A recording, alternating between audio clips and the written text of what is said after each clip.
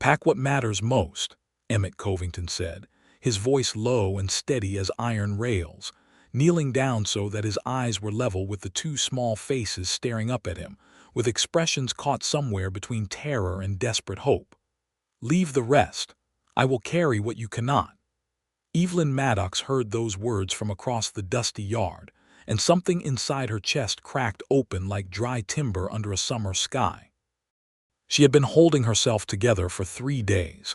3 days since the threat arrived nailed to her front door with a rusted spike. 3 days since she had not slept more than an hour at a stretch. 3 days since she had looked at her children and understood with terrible clarity that the man who had sired them was going to try to take everything she had built, or burn it to the ground trying. And now this man, this fierce, quiet, dangerous marshal with the silver badge and the gun-scarred hands, was crouching in her yard, promising her children that he would carry their burdens, that he would carry what they could not. She did not cry. Evelyn Maddox had not cried since the morning they lowered her husband into the cold Kansas earth, and she realized, with her 6-year-old son clutching her skirt and her 4-year-old daughter asleep against her shoulder, that tears were a luxury she simply could not afford. But she felt something move through her that was harder and more honest than tears, something that felt dangerously like trust. The year was 1882. The Kansas prairie stretched wide and merciless in every direction, and the town of Caldwell sat on the edge of civilization like a coin balanced on a fence post, could fall either way on any given day. The Kishom Trail had made it rich and rough and full of men who believed that law was a suggestion and that a woman alone was a target. Evelyn had known this. She had known it, and she had stayed anyway, because the 160 acres of her homestead were hers, paid for in sweat and grief and years, and she was not the kind of woman who walked away from what was hers. But 3 days ago, the threat had changed everything. And now she was standing in her yard watching Marshal Emmett Covington tell her children to pack what mattered most, and she was trying very hard not to feel the thing she was beginning to feel. She had not always known Emmett Covington. In fact, she had only known him for 11 days, and every single one of those 11 days had been simultaneously the most frightening and the most strangely alive days she could remember since before her husband Thomas died. But to understand how they arrived at this moment, children packing their small cloth bags in the kitchen, the marshal's brown horse tied to her fence post, a dark and powerful threat hanging over the whole scene like a storm cloud with teeth, you had to go back to the beginning. You had to go back to the night the Caldwell Marshal's office got a new occupant, and Evelyn Maddox was the first person in town who had a reason to meet him. The old marshal, a man named Gerald Pratt, had retired to his sister's house in Missouri 2 weeks prior.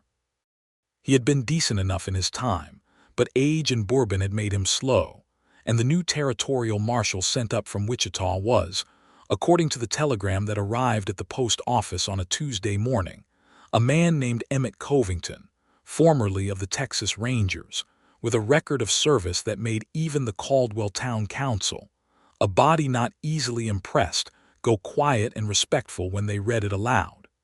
Evelyn had not cared about any of that.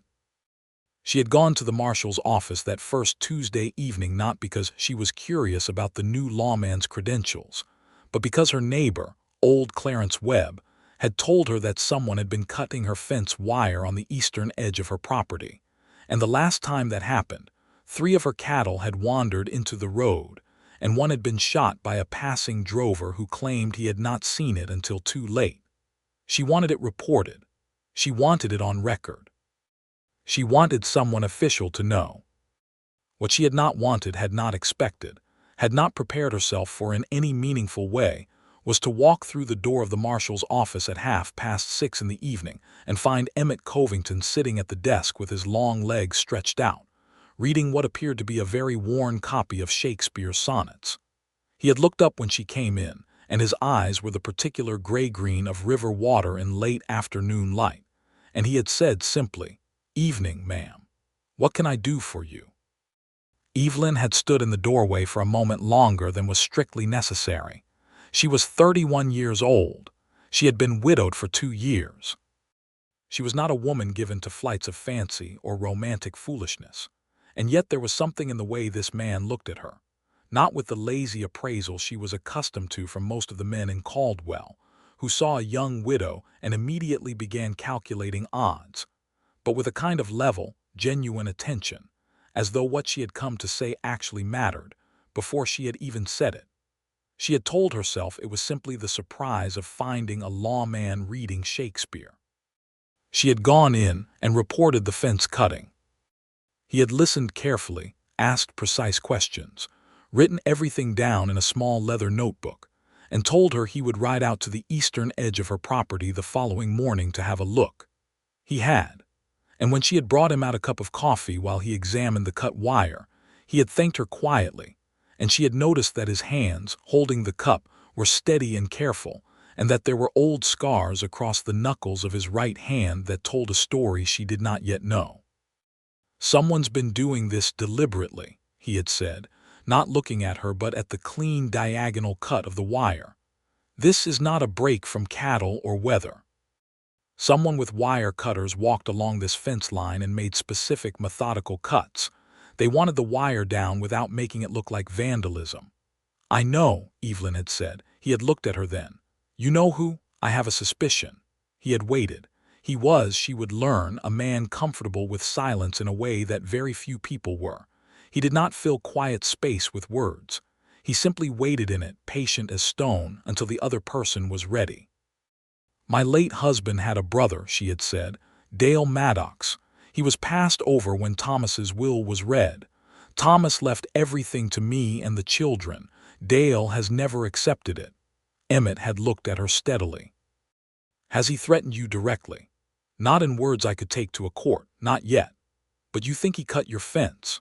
"I think he cut my fence," she had confirmed, and something about saying it out loud to this particular person, this careful, quiet man with the gray-green eyes, had made it feel both more real and somehow less terrifying than it had inside her own head.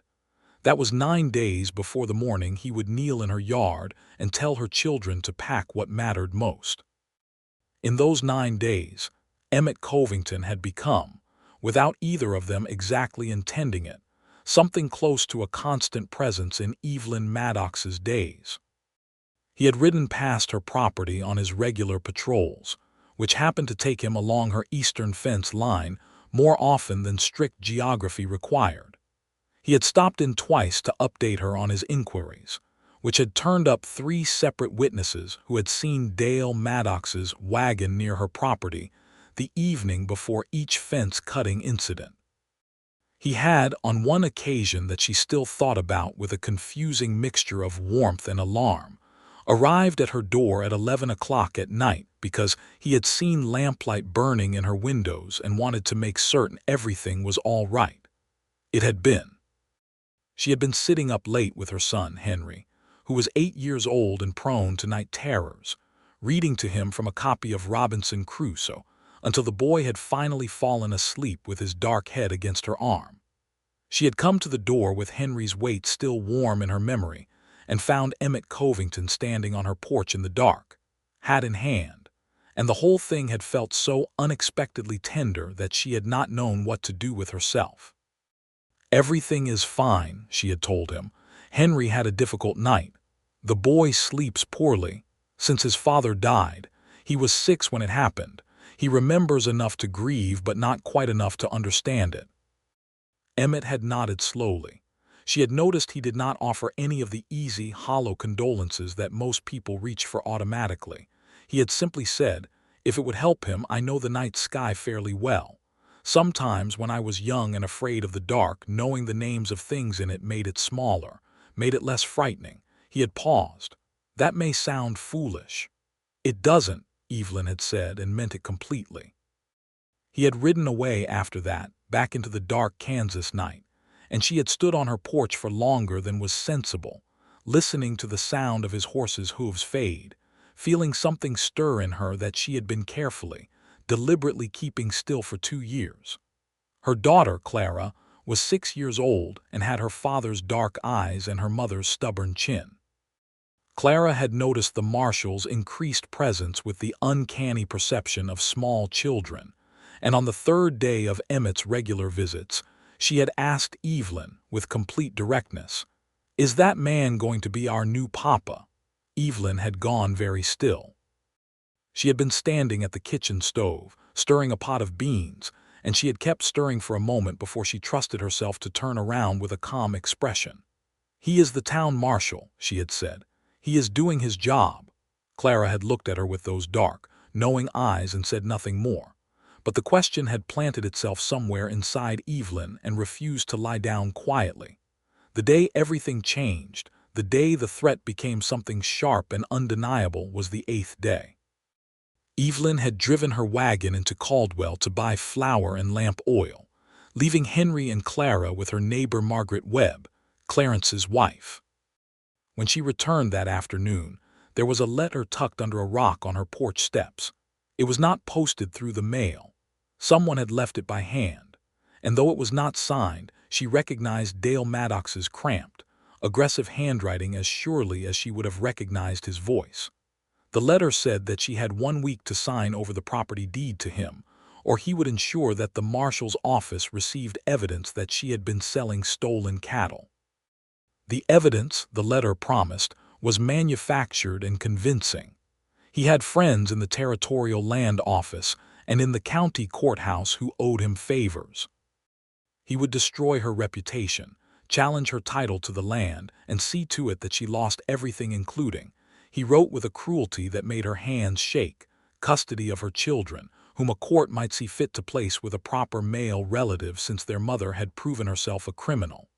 She had sat on the porch steps for a long time after reading it. The evening insects had begun their singing. Somewhere far away, a coyote had called once and gone silent. And then Evelyn Maddox had stood up, folded the letter carefully into her apron pocket, walked to the stable, saddled her horse, and ridden into Caldwell. She had gone directly to the marshal's office. Emmett had been there at his desk, and this time he was not reading. He had looked up when she came in, and whatever he saw in her face had brought him immediately to his feet. She had placed the letter on his desk without a word. He had read it in full, his expression not changing, but something shifting in his eyes, something that looked like cold fury, carefully contained.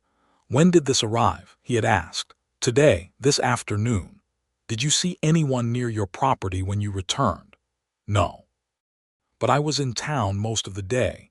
He had set the letter down with deliberate care. "Evelyn." It was the first time he had used her given name, and the sound of it in his quiet voice had sent a warmth through her that she could not dismiss. "I need you to understand something. Whatever Dale Maddox has told you he can do, the manufactured evidence, the land office connections, none of that is beyond what I have seen men try before. But it is also not beyond what can be dismantled if we move carefully and quickly. He will go to the judge," she had said. "He has influence." "So do I," Emmett had said, and there had been something in the way he said it, not boastful, not aggressive, but absolutely certain that she had believed him completely. "I have the letter. I have 3 witnesses who can place him at your fence line. I can wire the Territorial Marshal's office tonight. But Evelyn, I need to ask you something first." She had waited. "How long do you want to stay at the homestead while we build this case? Because if Dale Maddox sent this letter, he is already desperate. Desperate men escalate. I need to know whether you want to fight this from your property, or whether it would be safer to move you and the children somewhere in town while I work." She had thought about that for exactly 3 seconds. "I am not leaving my land, not for Dale Maddox." The ghost of something, not quite a smile but close, had moved across his face. "No," he had said, "I did not think you would be." He had ridden out with her that night to ensure she arrived home safely. He had checked the property, the stable, the fence lines. He had stayed until well past dark, and when he had finally prepared to leave, standing at the gate with his horse and the prairie night spreading wide and star-filled around them, Evelyn had said, "Why are you doing this? Beyond the badge?" The question had surprised him. She had seen it in the slight stillness that came over him, the fractional pause before he answered. "Because what is being done to you is wrong," he had said at last. Because you have built something here with your own hands, and a man who has done nothing to deserve it is trying to take it through threats and corruption. And because he had stopped there for just a moment, long enough that she had heard the weight of what he did not finish saying, because I think you deserve someone standing with you. She had stood at the gate and watched him ride away into the dark, and she had pressed one hand flat against the fence post and felt the splinters in the old wood against her palm, and tried very hard to organize her feelings into something orderly. She had failed completely. The following 2 days had been a kind of controlled urgency. Emmett had wired the territorial marshal's office in Wichita. He had visited the 3 witnesses and taken formal written statements. He had also, through a contact in Wichita who owed him a professional debt, quietly begun inquiring into the land office connections Dale Maddox had claimed. What came back was both alarming and useful. Dale Maddox did indeed have a connection in the Sumner County Recorder's office, a clerk named Hobart Fines, who had processed questionable deed transfers before. But the territorial office in Wichita was already aware of Fines and was building their own case. Emmett's information accelerated their timeline. In those 2 days, Evelyn and Emmett had also talked. Properly, in the way that 2 people talk when they are circling something that neither one of them has the nerve to name directly. He had come to her property each evening, ostensibly on patrol, and had stayed for supper on both occasions, both times because Henry, who had taken to the marshal with the fierce attachment of a boy without a father figure, had asked him outright to stay, in the way that children ask for things they want without any of the social hedging that adults use. Evelyn had watched her son and this man sit at her kitchen table and talk about stars. Emmett had kept his promise. He had taught Henry the names of stars and constellations, the old Greek stories behind them, had taken the boy outside on the second night, and pointed out Orion and the Pleiades and the great sweep of the Milky Way with the quiet assurance of someone who had spent many nights alone under that same sky and had found his own peace with it. Henry had been entranced. And Clara had sat on Emmett's other side and listened to every word with her dark, serious eyes, and at the end of the lesson she had asked him, with characteristic directness, "Do the stars have names where my papa is?" The kitchen had gone very quiet. Evelyn had been at the stove and she had gone still, not knowing what to say. Emmett had looked at Clara for a moment, and then he had said, gently and honestly, "I think your papa knows every star by now, and I think he is probably looking at the same ones you are. That's the thing about stars. Everybody who has ever lived has looked at the same ones." Clara had considered this carefully and then nodded, satisfied. And Evelyn, standing at her stove in her kitchen in the dark Kansas night, had felt something inside her that she had kept carefully locked away for 2 years begin, very quietly, to unlock. On the 3rd night, the night before the crisis, he had stayed for supper again, and afterward, while the children slept, they had sat on the porch together in the warm August dark. The prairie had smelled of dry grass and distant rain, and the coyotes had been calling in the far distance, and they had talked for a long time about things that had nothing to do with Dale Maddox or threats or legal strategies.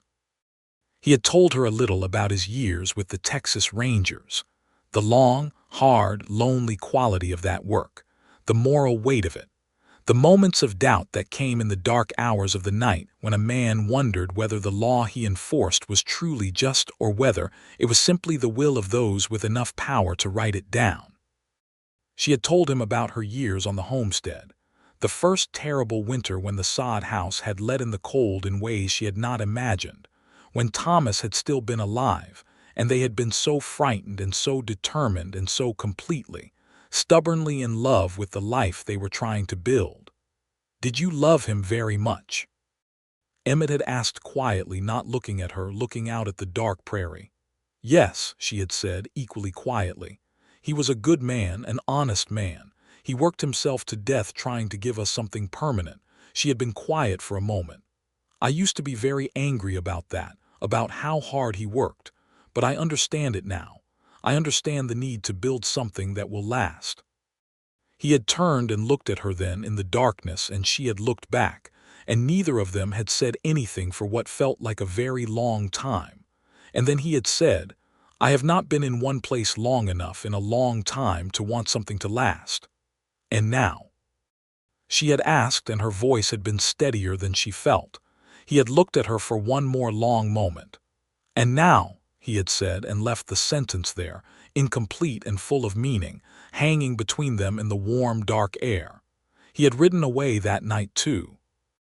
But the thing between them, whatever it was, hidden, unspoken, growing despite every practical consideration, had been named by the not naming of it. And Evelyn had gone to bed that night feeling something she had been determined not to feel, and had slept the deepest she had slept in months. She had been woken at 4 in the morning by the sound of her cattle making noise. And when she had gone to the window, she had seen, in the gray pre-dawn dark, the unmistakable silhouette of a man at the corner of her stable, and she had known immediately and with cold certainty that Dale Maddox had stopped waiting for her response to his letter.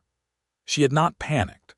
She had dressed quickly, gone to where Thomas's old Winchester rifle stood beside the kitchen door, checked that it was loaded, and then gone to Henry's room and shaken her son gently awake.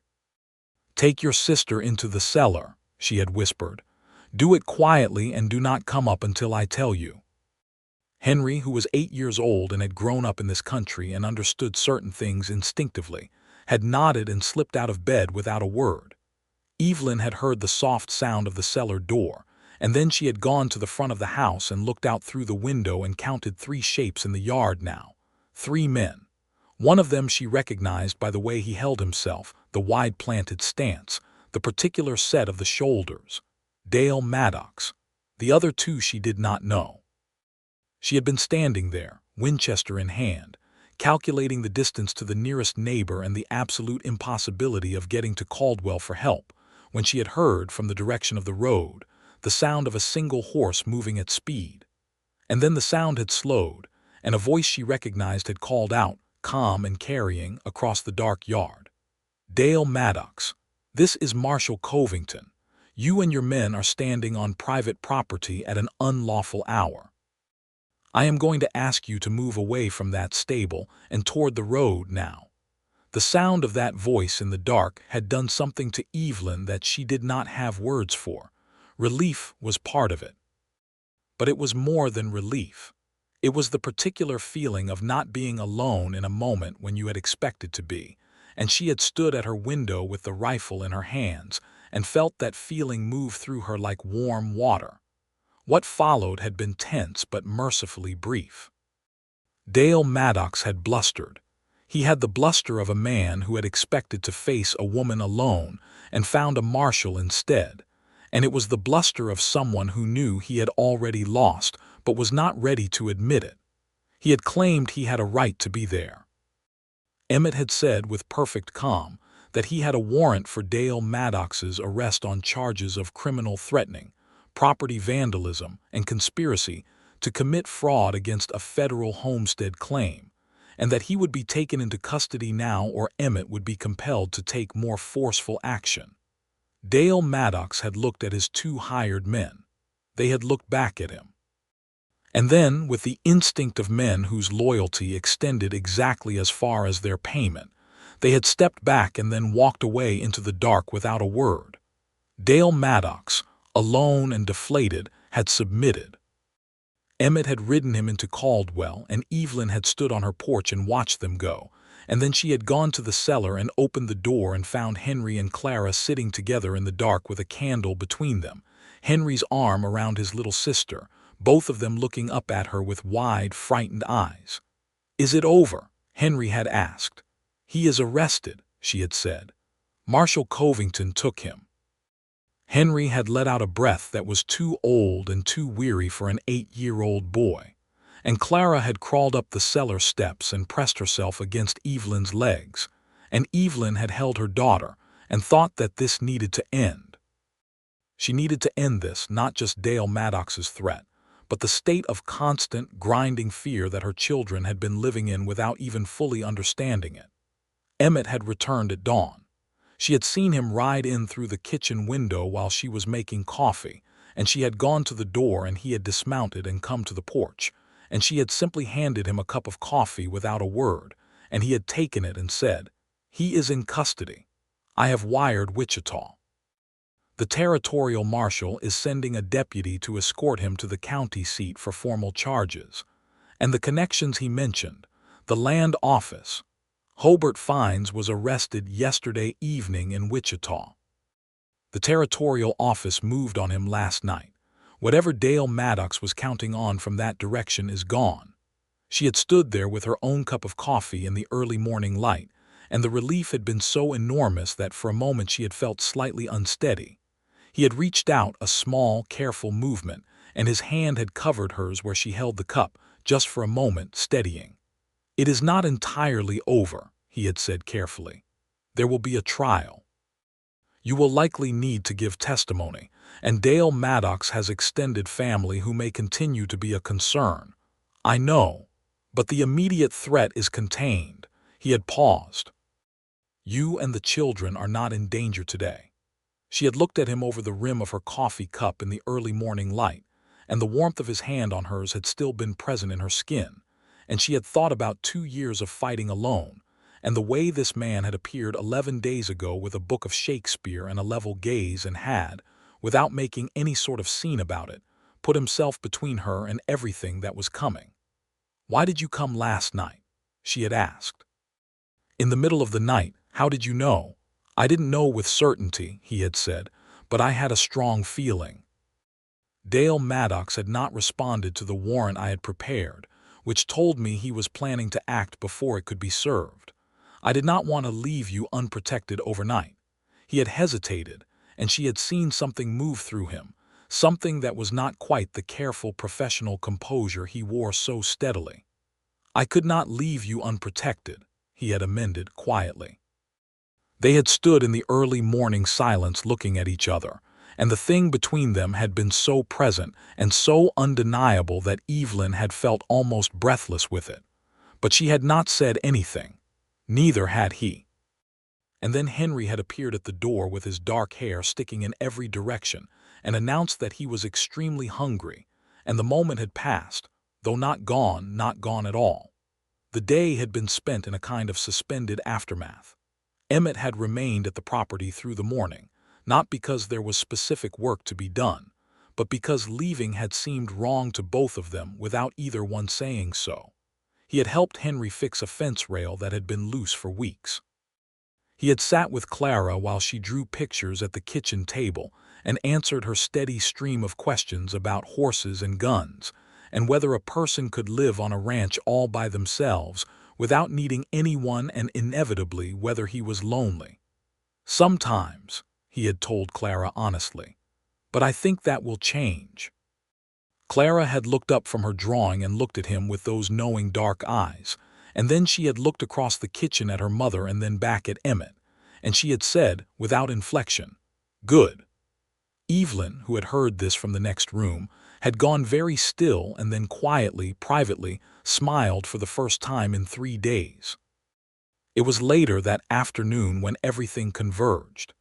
Emmett had received word from one of the deputies who had ridden out from Caldwell that Dale Maddox, in his fury and desperation, had made a final, ruinous threat from his jail cell, had said to anyone who would listen that he had documentation of Evelyn's supposed crimes already deposited with a judge in a neighboring county, and that even from jail he would see her lose her children and her land. It was likely empty bluster from a man watching everything fall apart around him, but it was not certainly empty, and the judge he had named was a man of questionable reputation. That was when Emmett had come to her and said what needed to be said. He had found her in the kitchen preparing supper, and she had seen from his expression that there was something more to come, and she had set down the spoon and turned to face him. "Tell me," she had said. He had told her about Dale's threat, about the judge, about the outside possibility, not large, but not nothing, that a corrupt transfer of documents could be used to initiate a custody inquiry before the territorial case could be fully adjudicated. It was unlikely. Emmett had contacts who were already moving to ensure the judge in question did not receive anything from Dale Maddox's associates. But unlikely was not impossible. "What are you suggesting?" she had asked, and he had taken a breath, and she had seen on his face that what he was about to say cost him something, that it came from somewhere deep and honest and carefully considered. "I am suggesting that if there is a legal mechanism that removes any ambiguity about your fitness to provide a home for your children, any question about your situation, that mechanism should be considered." She had looked at him. What mechanism? He had met her eyes. "Marriage," he had said very quietly, "not for any reason other than protection, a practical arrangement. You would have a lawfully recognized husband, which removes any custody argument that depends on your being an unmarried woman alone. Your property rights would be additionally secured." He had stopped. Then, with obvious effort, he had said, "I am aware that this is not how a man should ask for such a thing. I am aware that I am using legal necessity as cover for something that He had stopped again. The kitchen had been very quiet. "That you what?" she had asked. He had looked at her steadily, and the professional composure had been entirely gone now.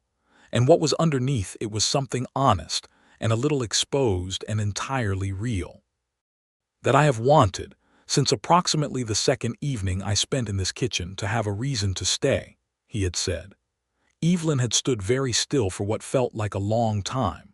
She had thought about Thomas, and about the 2 years of grief, and about the terror of the last 11 days, and about the night on the porch when he had said "and now" and left the sentence there. She had thought about the feeling of his hand covering hers in the early morning. She had thought about what it meant that, when she had seen his silhouette appear in the dark yard in the middle of the night, her first feeling had been relief so profound it was almost indistinguishable from love. "A practical arrangement," she had said at last, and she had said it carefully, almost experimentally, like testing the weight of the words. "Initially," he had said, "whatever you wanted to become or not become would be entirely your choice."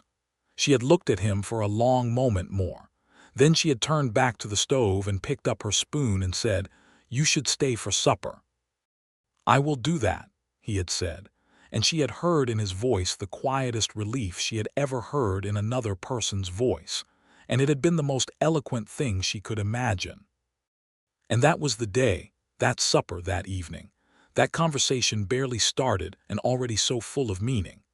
Before the following morning, when Emmett had come early and found the children already awake, already frightened by a distant rumor that Henry had caught a fragment of from the hired hand at the Webb property next door, something about Dale Maddox's brother arriving in Caldwell with intentions that did not bode well. It was this that had prompted Emmett's decision, made quickly, and with the certainty of a man who had assessed danger his entire professional life, that the children should not remain at the homestead that day while he dealt with the situation in town. And that was the moment that Evelyn had seen from across the dusty yard, with the morning sun just cresting the horizon, flooding the Kansas prairie in honey-gold light. Emmett Covington kneeling in her yard with the silver badge on his chest catching the light, his eyes level with Henry and Clara's, telling them in that low, steady voice that carried the full weight of his intention, "Pack what matters most. Leave the rest. I will carry what you cannot." He had looked up then and seen her watching from across the yard, and something had passed between them in that look, something that had nothing to do with practical arrangements or legal protection, and everything to do with two people who had found each other in a hard and dangerous world, and recognized something in the other that they had not known they were still capable of. Henry had gone into the house with the serious purpose of a boy who had been given a real responsibility. Clara had lingered for a moment, looking up at Emmett with her dark eyes, and she had said, with the unflinching directness that was entirely her own, "Are you going to stay this time?" Emmett had looked at Clara, and then he had looked across the yard at Evelyn, and he had said, "Yes." Clara had nodded once, satisfied, and trotted after her brother into the house. Evelyn had walked across the yard to where he was still kneeling, and he had risen to his feet as she approached, and they had been very close in the morning light, close enough that she could see the faint lines at the corners of his eyes, the old white scar along his jaw that she had not asked about yet. The steadiness in his face that she had come to understand was not the absence of feeling but the discipline of someone who had learned to hold things carefully.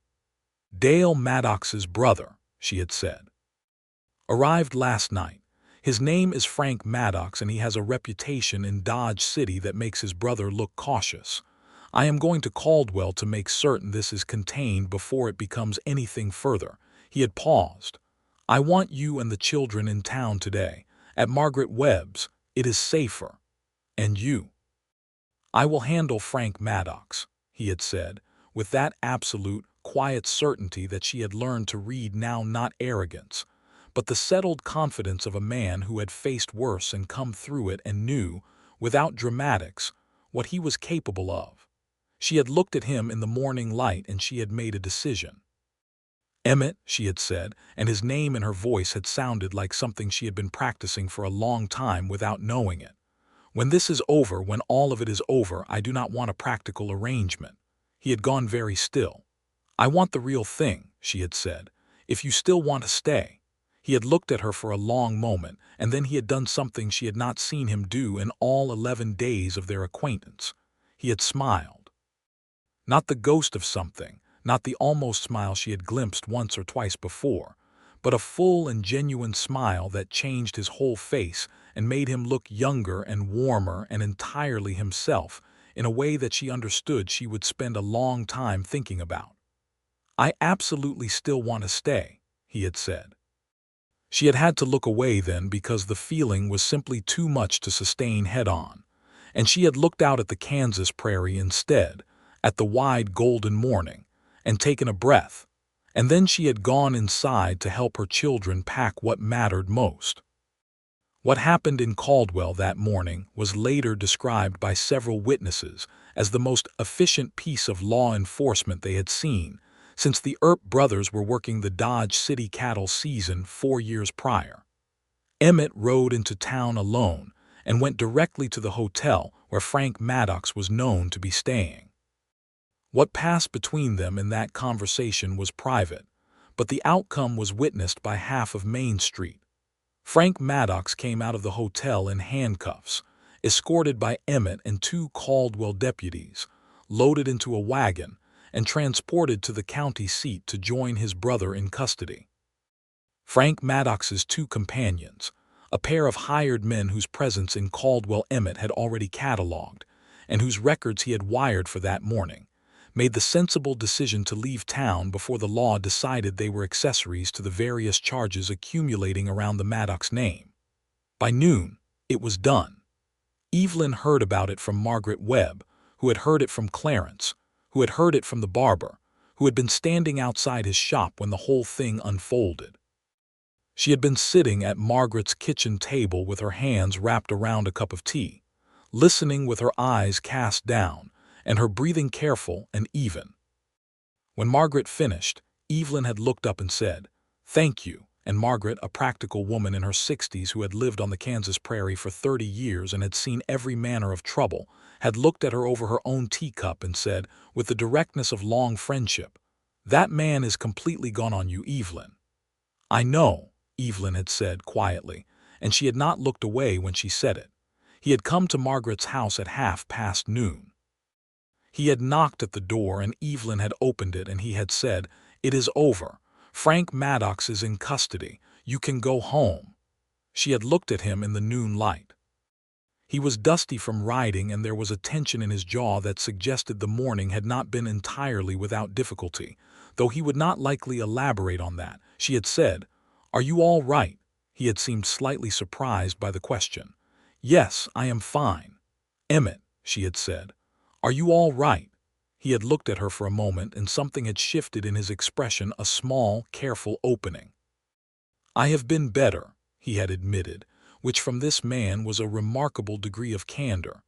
"I would be considerably better for a cup of coffee and a half-hour of not thinking about the law." She had laughed. It had surprised both of them, the laugh, warm and genuine, in the doorway of Margaret Webb's house on a hot August noon in Caldwell, Kansas. He had looked at her laugh with an expression of such frank delight that she had laughed again, and then stepped back to let him in. The following weeks moved with a different quality than the preceding ones. The crisis was over, but the aftermath had its own demands: testimony to give, documents to file, a formal deposition to the territorial marshal's office in Wichita, which Evelyn made in person with Emmett beside her, both children temporarily staying with the Webbs. The Wichita office was efficient and professional, and the territorial marshal, a weathered man named Josiah Crane who treated Evelyn with complete seriousness and evident respect, had said at the end of the session that her documentation was thorough and that the case against both Dale and Frank Maddox was, in his opinion, airtight. He had also, she noticed, given Emmett a look that contained layers she could not quite parse, something between respect and something warmer, like a man looking at a colleague who had done the right thing in difficult circumstances. On the train back from Wichita, a 3-hour journey, the children asleep against each other in the opposite seat, the Kansas plains running past the windows in long autumn gold, Emmett had told her about the first time he had truly doubted whether the law he enforced was just. It had been during his years with the Rangers, a situation involving a settlement of families who had done nothing wrong and lost everything anyway because of legal mechanisms that served powerful men over ordinary ones. He had left the Rangers the following year. He had taken the marshal posting in Caldwell, he told her, because it was a town where the law was genuinely needed and where a man could actually see the difference he was making. He had not expected, he said, looking at the window and then at her, to find quite so specific a reason for it to matter. She had reached across the seat and put her hand over his. He had turned it over and held hers, and they had traveled the remaining 2 hours like that, in the warm quiet of the train car, with the prairie running gold outside the window and the children sleeping across from them, and it had felt, Evelyn thought, like something permanent, like something being built. The formal proposal came on a Sunday evening in September, 3 weeks after the crisis. The weather had turned, the first cool edge coming into the Kansas air, and the cottonwood trees along the creek at the edge of Evelyn's property had gone to gold. She had been sitting on the porch after supper, watching the last light fade, and Emmett had come and sat beside her. He was there most evenings now, with a naturalness that the children had adapted to with the easy acceptance of children who recognize something right, and he had held something out to her. It was a ring, small and plain, gold, with a single small turquoise stone that had a depth of blue like the late summer sky. "I bought this in Wichita," he had said. "On the day we gave our depositions. I have been carrying it for 3 weeks." He had held it out to her in his palm, and she had looked at it and then at him, and he had said, "I am asking properly this time, not as a legal mechanism, not as a practical arrangement." He had paused. "I am asking you because you are the most remarkable person I have ever known, and because this is the first place in a very long time that I have not wanted to leave, and because I would like, very much, for you to let me stay." Evelyn had looked at the ring in his palm. She had thought of Thomas, of his goodness, his hard work, his love that had been its own kind of beautiful and true. She had thought of 2 years of grief and hard work and fear, and of 11 days that had remade something in her that she had thought was sealed. She had thought of her children who had been afraid for so long and were, for the first time in months, sleeping through the night. She had picked up the ring and put it on her finger. It fit as though it had been made for her. "Yes," she had said. "Yes, Emmett." He had looked at her with that full smile again, the one that changed his whole face, and he had leaned forward and pressed his lips to her forehead, and she had closed her eyes and felt the warm evening air around them and the rough cotton of his sleeve against her hand, and thought that this was it. This was what you built toward, what you endured for, what made all of it worth the wait. Inside the house, there had been a crash, and then Henry's voice saying something went wrong with the tin cup. And Evelyn had laughed, and Emmett had laughed too, and she had gone inside to investigate the tin cup catastrophe, and he had followed her in, And the lamplight and the smell of the supper they had eaten together, and the sound of her children and this man moving around her kitchen, had woven together into something she did not have the precise words for, but which she recognized with all of herself as home. They were married in October at the Caldwell Methodist Church, on a morning when the sky was the particular deep blue that only comes to the Kansas plains in autumn.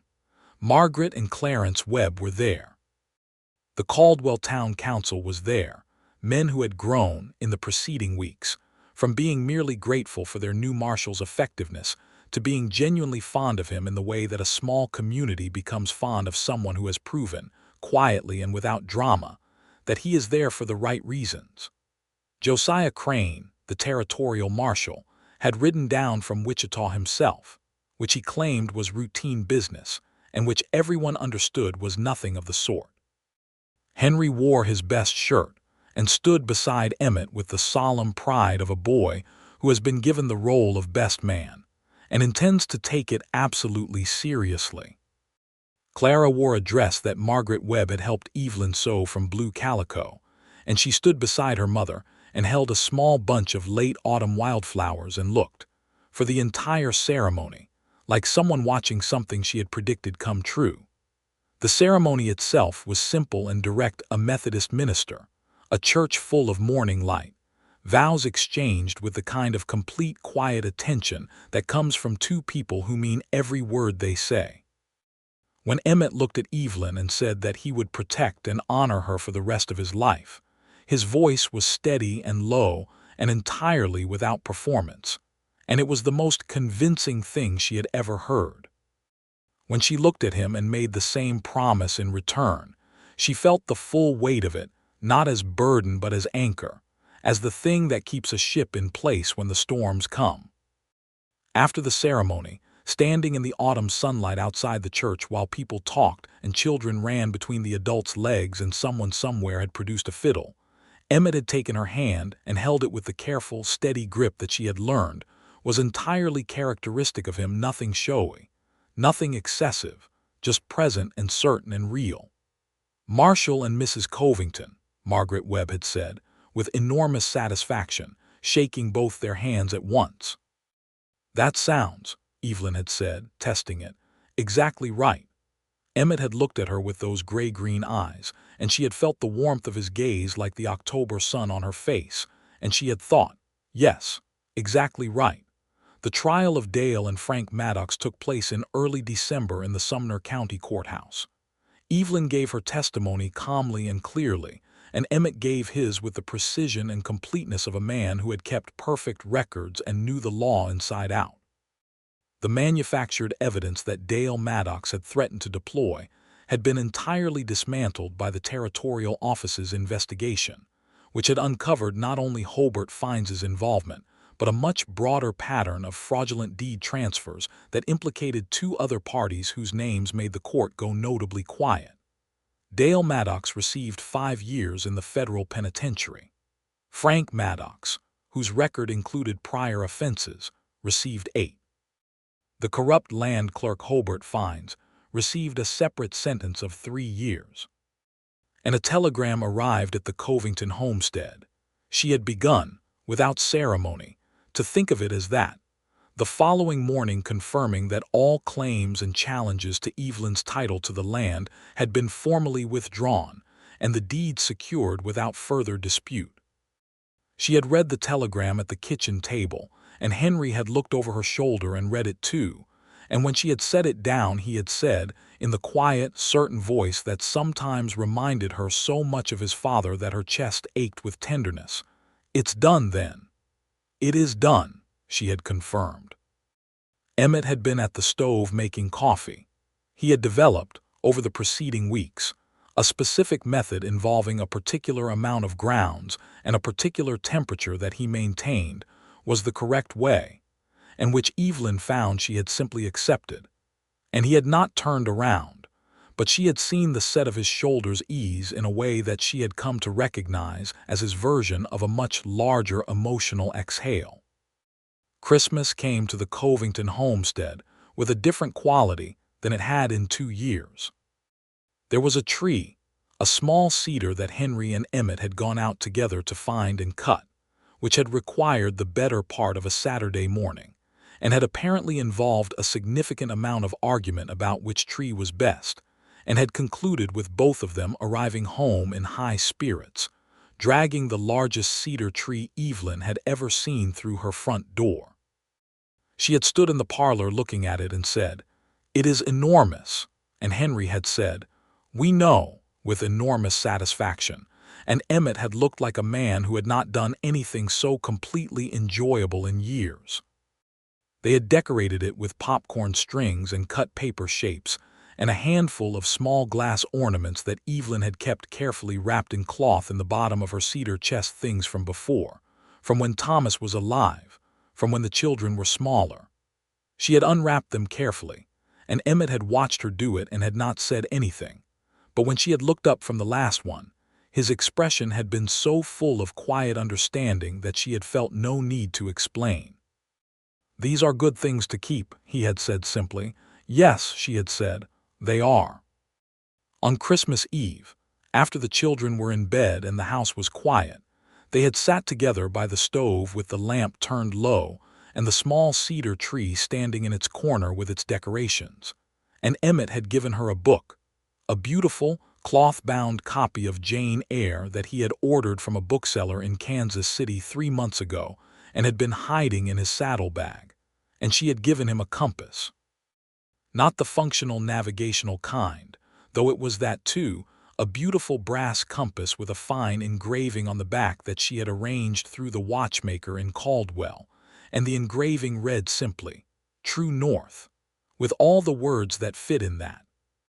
He had held it in his hands for a long time and looked at it, and then he had looked at her, and the expression on his face was the most completely open and present she had ever seen him, without any of the professional composure or the careful restraint he wore through most of his days. "Evelyn," he had said, and then stopped, and she had understood that some things are too full to be said without losing something in the saying. "I know," she had said. He had kissed her then, properly, fully, with his hands framing her face and all of his attention given to it, and she had kissed him back with everything she had.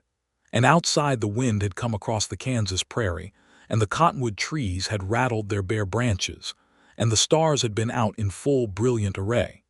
And inside the small house there had been warmth and lamplight, and the particular settled quiet of two people who have come through something hard together and arrived, against the odds, at something good.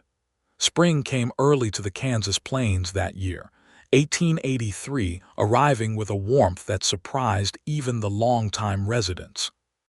The homestead flourished in ways that felt almost disproportionate, as though the land itself had been holding its breath through the difficulty and was now exhaling.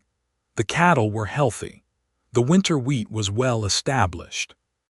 Emmett, who had grown up on a ranch in South Texas before his years, as a ranger had taken him far from anything resembling a settled life, had a practical knowledge of land and animals that proved enormously useful, and the two of them worked the homestead together with the natural, efficient rhythm of people who know how to give each other room and how to fill the spaces where help is needed.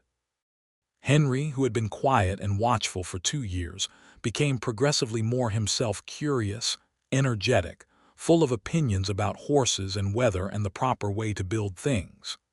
Emmett had begun teaching him to ride properly, not just the basic horsemanship the boy had picked up by necessity, but the real craft of it, how to read a horse's mood, how to sit correctly through difficult terrain, how to fall well if you had to fall. Henry absorbed all of it with the intensity of a boy who had found his particular direction in the world, and he and Emmett had developed a closeness that Evelyn watched with a feeling she could not entirely contain, a warmth so large it sometimes sat in her chest like something pressing against the ribs. One evening in April, sitting on the porch after supper while the sun went down in those spectacular Kansas colors, rose and gold and deep purple spreading back from the horizon, Henry had said to Emmett, in the careful, indirect way of someone approaching something important, "I was thinking about names." Emmett had looked at him. "What about them?" Henry had been quiet for a moment. He was 8 years old, and in some ways he was much older, and in other ways he was still very young, and this was one of the young moments, where the thing he wanted was clearly visible beneath the careful phrasing. When you married Mama, you became, that is to say, you are legally, he had stopped and tried again. Some of the boys in town have said that you are our stepfather.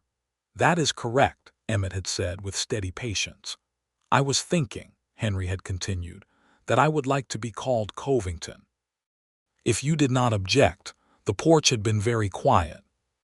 Evelyn, who had been sitting beside Emmett and pretending to focus on the mending in her hands, had been holding absolutely still. Emmett had looked at Henry for a long moment. Then he had said, in a voice that was, for him, unusually full of something, I would be honored. There is nothing you could give me that I would value more. Henry had nodded with the air of someone who has completed an important transaction and is satisfied with the outcome. Good, he had said, and then, after a beat, Clara will want to do the same, but she will want to tell you herself. Clara had told him the following morning, over breakfast, with the full directness of her character and no ceremony whatsoever. I want to be Clara Covington now. She had looked at him from across the breakfast table. Is that acceptable to you? Emmett had said that it was more than acceptable to him. Clara had nodded and gone back to her porridge with the air of a person who has achieved something entirely expected and is now ready to move on to the next matter. Evelyn had had to look out the window for a moment. In May, she had told Emmett that she was expecting a baby. She had told him in the kitchen in the early morning, before the children were up, with the Kansas light just beginning, and the birds starting outside and the coffee pot beginning its sound on the stove. He had gone very still when she said it, and she had watched something move through his face that was the single most unguarded thing she had ever seen in any person. A kind of enormous, quiet joy, moving through him like water through dry earth. He had crossed the kitchen in 2 steps and taken her face in his hands, those careful, scarred, steady hands, and he had kissed her with a tenderness so complete that she had felt it in every part of herself. Are you well? He had asked against her hair, his arms around her. I am very well, she had said into his chest. I am entirely well. The summer of 1883 was one of the finest summers Evelyn Maddox Covington could remember. The homestead was full in a way it had never been, not materially, though the cattle were doing well and the wheat harvest was good, and they were able to repair the sod house properly at last, and add a proper wooden extension with a real bedroom and a sitting room with a window that faced west, so you could see the prairie go gold every evening. It was full in the other sense, the sense that matters more. Emmett had settled into Caldwell in the way that a man settles when he has found the place he was looking for, without knowing he was looking with the ease of someone who no longer has to decide whether to stay. He was a rigorous and fair marshal, known for his precise judgment, and his complete absence of the kind of corruption that had plagued law enforcement in many Kansas cattle towns during those years. He was also, it turned out, someone that the people of Caldwell genuinely liked, not in the backslapping, loud way, but in the quieter way of a community that trusts someone completely and shows it through the steadiness of that trust. Henry Covington, he had legally changed his name by the time summer arrived, became Emmett's shadow in the hours that his schoolwork permitted, and their relationship was one of the visible things in Caldwell that people remarked on with warmth. The tall, dark-haired Marshal and the earnest, dark-haired boy riding together, working together, talking together with the particular equality of a man who respects a child enough to engage with him completely. Clara Covington remained precisely herself, sharp, direct, funny in the dry way that sometimes startled adults who expected 6-year-olds to be primarily silly. She had also, at some point in the spring, decided that she was going to learn everything that Henry was learning, which meant that she periodically appeared at Emmett's elbow demanding instruction in whatever Henry had most recently been taught. Emmett had adapted to this with admirable equanimity. Evelyn watched all of this from a distance that was exactly close enough, and she felt the kind of happiness that is not loud or dramatic, but is as solid as stone under your feet. In November of 1883, the baby arrived. A boy. They named him Thomas Emmett Covington Thomas for his first father, whose goodness deserved to be remembered, and Emmett for his second, who had chosen to be there. The naming had been Evelyn's idea, and when she had suggested it, Emmett had been quiet for a long moment, and then he had said, with his voice not entirely steady, "Thomas would be proud of you." And I am, he had stopped and tried again. "It is the right name," he had said at last. Thomas Emmett Covington arrived on a cold November morning with a great deal of opinion about the whole affair, expressing it loudly and at length. And Evelyn had held her son and looked down at him, while Emmett sat on the edge of the bed beside her, and Clara, who had refused to be excluded from any of this and was therefore present, leaned over to look at the baby with enormous eyes and pronounced him very small but acceptable. Henry had stood in the doorway with his arms crossed in the careful posture of someone trying to look older than he was, and his eyes had been bright with emotion he was working very hard to contain. And Emmett had looked at him from across the room and given him a single small nod that passed between them the full weight of what the moment was, man to man, or as close to it as an 8-year-old could manage. Evelyn had looked around the room at her son in the doorway, her daughter bent over the baby, her husband beside her on the bed with his hand covering hers, and the new baby small and warm and furiously alive in her arms. And she had thought about the letter with the rusted spike nailed to her door, the terror of that, the long 2 years before it, the 11 days that had changed everything. She had thought about a man kneeling in a dusty yard in the morning light, telling 2 small frightened children that he would carry what they could not. She had thought, look at all of this. Look at what carrying it forward brought us to. The years that followed were not without difficulty. Life on the Kansas plains in the 1880s was never without difficulty. There were hard winters and dry summers, and the constant, grinding work of maintaining a homestead.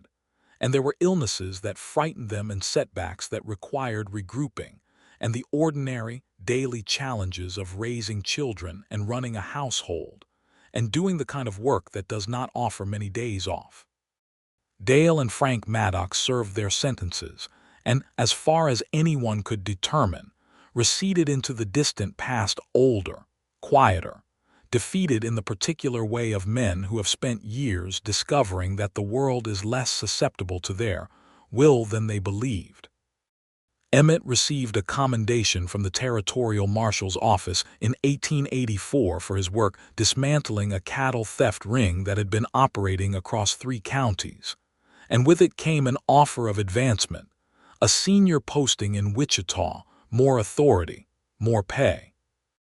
He had discussed it with Evelyn with the complete openness that had become the established practice between them, both of them at the kitchen table with the lamp between them, and she had asked him what he wanted, and he had said, without hesitation, "I want to stay here." He had been offered the position of Chief Marshal of Sumner County instead, which let him stay in Caldwell and expanded his jurisdiction, and he had taken it. By 1885, Henry was 12 years old and had grown so fast that Emmett had to let the boy borrow his hat when they rode together because Henry's own hat no longer fit properly, which Emmett claimed was an outrage, and Henry claimed was entirely Emmett's fault for teaching him to ride horses correctly because it had apparently made him grow. This reasoning was not logically sound, but nobody argued with it because it was too enjoyable. Clara was 10 and had declared herself interested in medicine, which had prompted Evelyn to write to the one-woman doctor whose name she knew of, a Dr. Eliza Simmons in St. Louis, who conducted a small correspondence school for women interested in medical practice, and to begin Clara's education in that direction, as well as the regular school in Caldwell.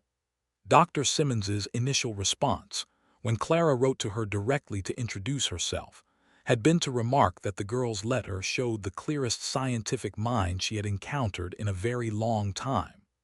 Clara had received this information with complete calm and gone back to her studies. Thomas, at 2 years old, was emphatically a person. He had his father's gray-green eyes and his mother's dark hair, and an absolute, cheerful determination to be wherever the action was, and involved in whatever the most interesting thing was at any given moment. He also had already a personality that the whole family described as enormous, a largeness of spirit and expression that filled any room he was in. Henry adored him with a slightly pained and entirely genuine love, frequently expressed through the carrying of Thomas to wherever he wanted to be, and the patient explaining of things Thomas was not yet old enough to understand, and the earnest teaching of various skills well beyond Thomas's developmental capacity, none of which deterred Henry in the slightest. On an evening in June of 1885, Evelyn and Emmett sat together on the porch after the children were in bed. Thomas, finally asleep after a particularly vigorous day in which he had taken a strong personal interest in what was inside the feed barn, and had had to be redirected from this interest several times, and the prairie evening spread wide and warm around them, and the cottonwood trees along the creek glittered with summer leaves. And somewhere in the far distance a train was passing, and its whistle was faint and small against the enormous sky. Evelyn said, "I want to tell you something." He looked at her.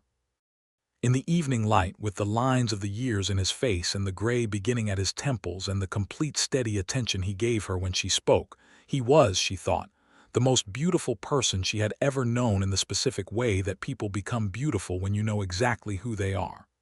"When you came to Caldwell," she said, "I was so afraid all the time, not just of Dale, of everything, of the permanence of the loss, of whether I could hold everything together by myself, of whether there would ever be a time when I didn't feel like I was standing on the edge of something that was going to collapse." He was listening with everything he had. He did not look away. "And then you came into the marshal's office reading Shakespeare," she said, "and you listened to me, and you rode out to look at the fence wire in the morning, and every single day after that you kept showing up, being there, and the fear didn't go away all at once, but it got smaller, and then it got smaller again. And now," she stopped and looked at the prairie, at the enormous golden evening, "now I wake up in the morning, and the first thing I think is not what I'm afraid of. The first thing I think is," she shook her head slightly, and there was a warmth in her face that was something past happiness, something deeper and more settled. "All of this," she said, "just all of this." He had taken her hand, and they had sat together in the fading light, and after a moment he had said, "I spent a long time moving forward without knowing what I was moving toward. And then I arrived in a small town in Kansas, and a woman came into my office looking like someone who was going to handle things herself whether anyone helped her or not, and I thought, there it is. That is the direction." She had laughed softly. "That is the direction." "You were the direction," he had said with perfect simplicity. "You have always been the direction." She had leaned her head against his shoulder in the warm June evening, and he had put his arm around her, and the prairie had gone gold and then rose and then deep, quiet blue, and the first stars had appeared.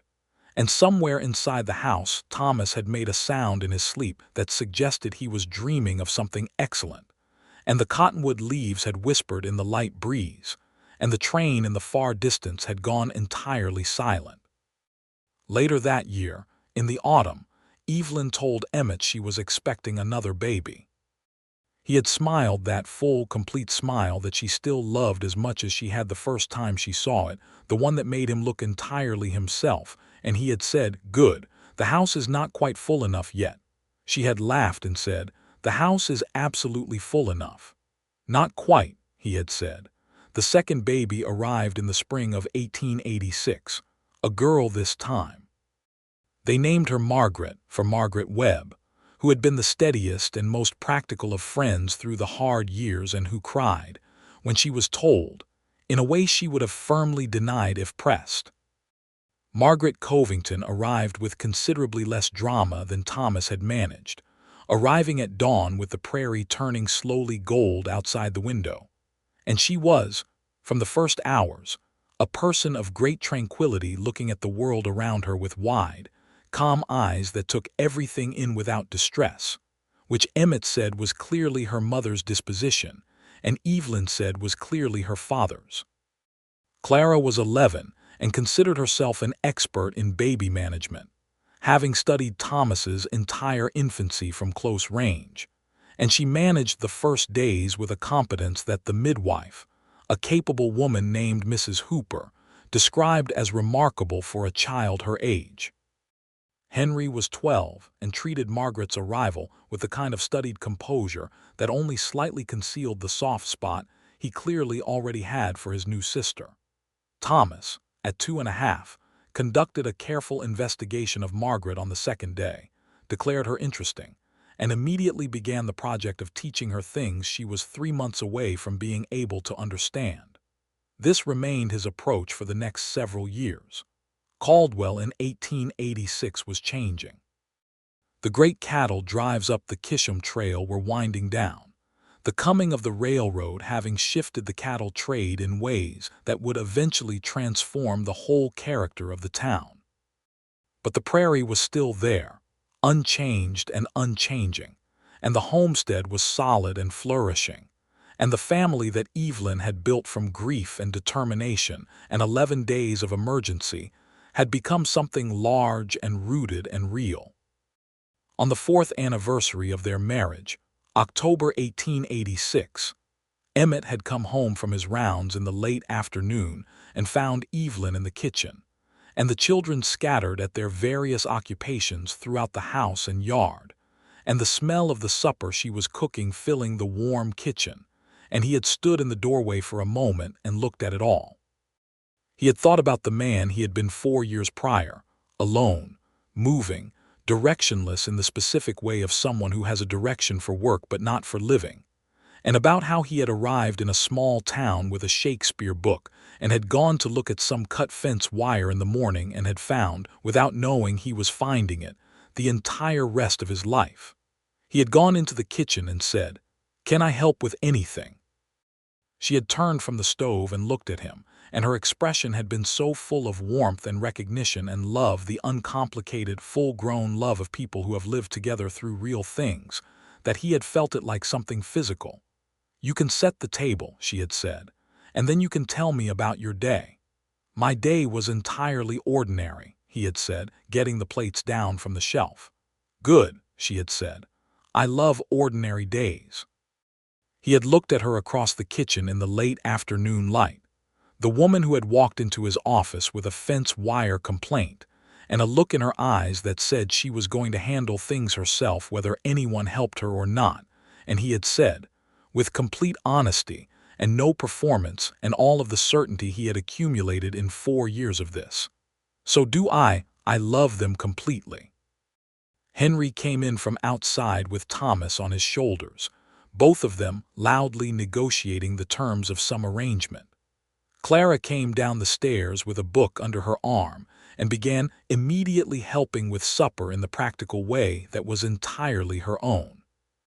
Baby Margaret, in her cradle in the corner of the kitchen, made the small, contented sounds of a baby who is warm and fed, and surrounded by noise that she has already learned to interpret as safety. And Emmett Covington set the table for 6 in the warm kitchen of the homestead on the Kansas prairie, and thought that this was the thing he had been moving toward for 40 years without knowing it, and that it was larger and better and more true than anything he had imagined when he was moving alone through all those difficult years.